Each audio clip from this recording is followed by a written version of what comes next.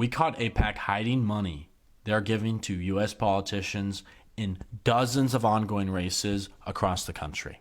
Let me tell you how this happened. I spoke with a journalist who uncovered this, Matthew Eady, who's a local journalist out of Chicago, who's reporting on his local House race, Illinois' 9th District, with a pro-Palestinian candidate, Kat Abu-Ghazaleh, whom I'm supporting. And he was looking into her competitors and realized that they were getting a lot of out-of-state donations. And he looked into who exactly was donating. And they were all linked to AIPAC candidates.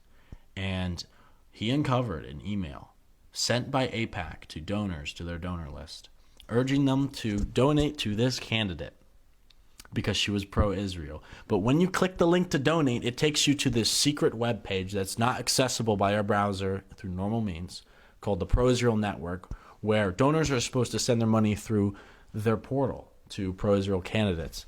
Except the catch is that when they do this, under FEC filings, under the documents, that the records that are recorded when you finance candidates in the United States, it does not mark it as from AIPAC. So what AIPAC is doing in response to all the pressure they're getting, all the people saying, I'm not voting for a candidate who takes $1 for AIPAC, is to hide the fact that they're sending donations to candidates across the country.